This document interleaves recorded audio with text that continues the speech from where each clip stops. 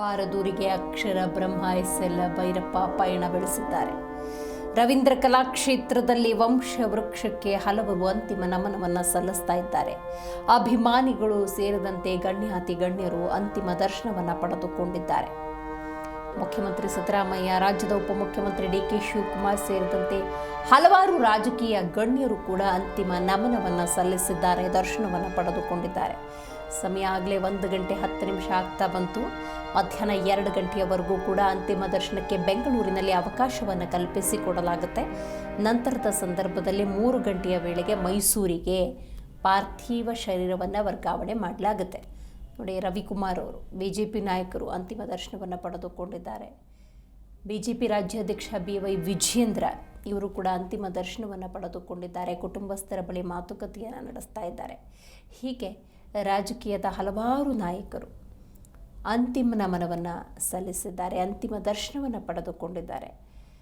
ಸಾಹಿತಿಗಳು, ಸಾಹಿತ್ಯಾಸಕ್ತರು, ಸಾಹಿತ್ಯದ ಅಭಿಮಾನಿಗಳು ಕೂಡ ಭೈರಪ್ಪನವರ ದರ್ಶನವನ್ನು ಪಡೆದುಕೊಂಡಿದ್ದಾರೆ. ರಾಜ್ಯದ ಮುಖ್ಯಮಂತ್ರಿ ಸಿದ್ದರಾಮಯ್ಯ, ಉಪಮುಖ್ಯಮಂತ್ರಿ ಡಿ.ಕೆ. ಶಿವಕುಮಾರ್, ಬಿಜೆಪಿ ನಾಯಕರು ಬಹುತೇಕರು ಬಂದು ಅಂತಿಮ ದರ್ಶನವನ್ನು ಪಡೆದುಕೊಂಡಿದ್ದಾರೆ.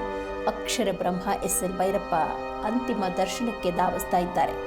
ಹಿರಿಯ ಸಾಹಿತಿಯ ನಿಧನಕ್ಕೆ ಸರ್ಕಾರ ತೀವ್ರ ಸಂತಾಪವನ್ನು ಸೂಚಿಸಿದೆ. ಸಾಹಿತಿಗಳು, ಗಣ್ಯರು, ನಟ ನಟಿಯರು ಕೂಡ ದರ್ಶನವನ್ನು ಪಡೆದುಕೊಂಡಿದ್ದಾರೆ. ಇಂದು ಅಂತಿಮ ದರ್ಶನಕ್ಕೆ ಅವಕಾಶವನ್ನು ಕಲ್ಪಿಸಿಕೊಡಲಾಗಿದೆ. ನಾಳೆ ಚಾಮುಂಡಿ ಬೆಟ್ಟದ ತಪ್ಪಲಿನಲ್ಲಿ ವಿಧಿವಿಧಾನದ ಪ್ರಕಾರ ಅಂತಿಮ ಪ್ರಕ್ರಿಯೆಗಳು ನಡೀತವೆ. ಸಕಲ ಸರ್ಕಾರಿ ಗೌರವಗಳೊಂದಿಗೆ ಅಂತಿಮ ಯಾತ್ರೆ ನಡೆಯುತ್ತೆ. ಛಲವಾದಿ ನಾರಾಯಣ ಸ್ವಾಮಿ ಇರ್ಬೋದು, BS ಯಡಿಯೂರಪ್ಪನವರು ಇರ್ಬೋದು, HK ಪಾಟೀಲ್ ಅವರು ಇರ್ಬೋದು, ಗೋವಿಂದ ಕಾರಜೋಳ ಇರ್ಬೋದು, ಶೋಭಾ ಕರಂದ್ಲಾಜೆ ಇರ್ಬೋದು, D.K. ಶಿವಕುಮಾರ್ ಇರ್ಬೋದು, ಶಿವರಾಜ್ ತಂಗಡಗಿ, ವಿಜಯೇಂದ್ರ ಅವರು, ಸಾರಾ ಗೋವಿಂದ್ ಅವರು, ಹೀಗೆ ಹಲವಾರು ಮಂದಿ ಬಂದು ಅಂತಿಮ ದರ್ಶನವನ್ನು ಪಡೆದುಕೊಂಡಿದ್ದಾರೆ. ಶೋಭಾ ಕರಂದ್ಲಾಜೆಯವರು ಮಾತಾಡಿದ್ದನ್ನು ನೆನಪಿಸಿಕೊಳ್ಳುವುದಾದರೆ, ರಾಷ್ಟ್ರವಾದಿ ಚಿಂತನೆ ಅವರಲ್ಲಿತ್ತು. ಅವರ ಬರಹಗಳು ನಮ್ಮನ್ನು ಚಿಂತನೆಗೆ ಒಳಪಡಿಸ್ತಿದ್ವು ಅನ್ನುವಂಥ ಮಾತನ್ನು ಉಲ್ಲೇಖ ಮಾಡಿದ್ರು. ಇನ್ನು ಮಧ್ಯಾಹ್ನ 3 ಗಂಟೆಗೆ ಮೈಸೂರಿಗೆ ಭೈರಪ್ಪ ಅವರ ಪಾರ್ಥಿವ ಶರೀರವನ್ನು ರವಾನೆ ಮಾಡಲಾಗುತ್ತೆ. 3 ಗಂಟೆಯಿಂದ 6 ಗಂಟೆವರೆಗೆ ಸಾರ್ವಜನಿಕ ದರ್ಶನಕ್ಕೆ ಅವಕಾಶವನ್ನು ಕಲ್ಪಿಸಿಕೊಡಲಾಗುತ್ತೆ ಅನ್ನುವಂಥ ಮಾಹಿತಿ ಇದೆ. ನಾಳೆ ಮೈಸೂರಿನ ಕಲಾಮಂದಿರದಲ್ಲಿ ಸಾರ್ವಜನಿಕ ದರ್ಶನಕ್ಕೆ ಅವಕಾಶ ಇದೆ. ನಿನ್ನೆ ಅವರ ಕುಟುಂಬಸ್ಥರು ಮನವಿಯನ್ನು ಮಾಡಿಕೊಂಡಿದ್ರು, ಯಾರು ಕೂಡ ಆಸ್ಪತ್ರೆಗೆ ಧಾವಿಸಬೇಡಿ. ನಿನ್ನೆ ಕುಟುಂಬಕ್ಕೆ ಬಹಳಷ್ಟು ಅವಕಾಶವನ್ನು ಕಲ್ಪಿಸಿಕೊಡಲಾಗಿತ್ತು. ಭೈರಪ್ಪನವರು ಸಾಮಾಜಿಕ ಆಸ್ತಿ, ಸಮಾಜದ ಆಸ್ತಿ. ಯಾಕಂದರೆ ಒಬ್ಬ ಮುಖ್ಯಮಂತ್ರಿ ಸಿದ್ದರಾಮಯ್ಯ ಅವರು ಮಾತಾಡಬೇಕಾದ್ರೆ ಇದನ್ನು ಉಲ್ಲೇಖ ಮಾಡಿದ್ರು, ನೀವು ನೆನಪಿಸ್ಕೊಳ್ಬಹುದು. ಕೇವಲ ಅವರು ಬರಹಗಾರರಾಗಿ, ಕಾದಂಬರಿಕಾರರಾಗಿ, ಸಾಹಿತ್ಯಾಸಕ್ತರಾಗಿ, ಸಾಹಿತಿಗಳಾಗಿ ಉಳ್ಕೊಳ್ಳಿಲ್ಲ. ಅವರಲ್ಲಿದ್ದಂತಹ ಸಾಮಾಜಿಕ ಕಳಕಳಿಯನ್ನು ನೋಡಬೇಕು ಅಂತ ಹೇಳ್ತಾ ಇದ್ರು. ಅಂದರೆ ತನ್ನೂರಿನ ಅಭಿವೃದ್ಧಿಗೆ, ಕಷ್ಟ ಅಂತ ಬಂದವರಿಗೆ ಸಹಾಯ ಹಸ್ತ ಚಾಚುವಲ್ಲಿ ಭೈರಪ್ಪನವರು ತಮ್ಮದೇ ಆದಂತಹ ಪಾತ್ರದಲ್ಲಿ ಅವರು ತೊಡಗಿಸಿಕೊಂಡಿದ್ರು ಅಂತ.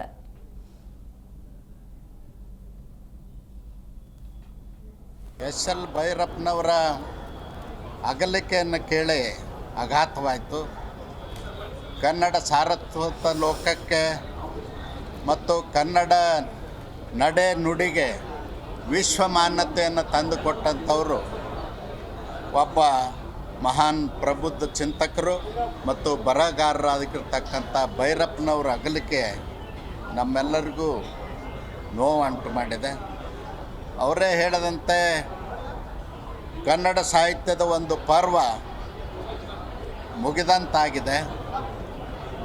ಭೈರಪ್ಪನವರ ಕಳಕಳಿ ಕಾಳಜಿ ರೈತರ ಬಗ್ಗೆ, ಬಡವರ ಬಗ್ಗೆ ಮತ್ತು ಅವರ ಚಿಂತನೆಗಳಲ್ಲಿ ಭಾವೈಕ್ಯತೆಯನ್ನು ನಾವು ಕಂಡಾಗ ಭೈರಪ್ಪನವರು ಒಬ್ಬ ವಿಶಿಷ್ಟ ವ್ಯಕ್ತಿಯಾಗಿ ಸಾಹಿತ್ಯ ಲೋಕದಲ್ಲಿ ಅಷ್ಟೇ ಅಲ್ಲ, ಸಮಾಜದಲ್ಲಿ ಭಾವೈಕ್ಯತೆಯನ್ನು ಮೂಡಿಸುವಂಥ ಸಾಹಿತ್ಯವನ್ನು ತರುವುದರ ಮೂಲಕ ಕನ್ನಡಕ್ಕೆ ಅವರು ಕೊಟ್ಟಿರ್ತಕ್ಕಂಥ ಕೊಡುಗೆ, ಅವರ ಸಾಹಿತಿಗಳಾಗಿ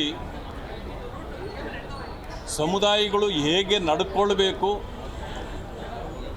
ಸಮಯೋಚಿತವಾಗಿ ಸಮಾಜದೊಂದಿಗೆ ಮಾನವನ ಸಂಬಂಧಗಳು ಹೇಗಿರಬೇಕು, ಸಂಕಷ್ಟಗಳು ಬಂದಾಗ ಯಾವ ರೀತಿ ತಮ್ಮನ್ನು ತಾವು ಪರಿಹಾರ ಮಾಡ್ತಕ್ಕಂಥ ಈ ರೀತಿಯ ಸೂಚನೆಗಳನ್ನು ಬರಹದ ಮೂಲಕ ಕೊಟ್ಟವರು.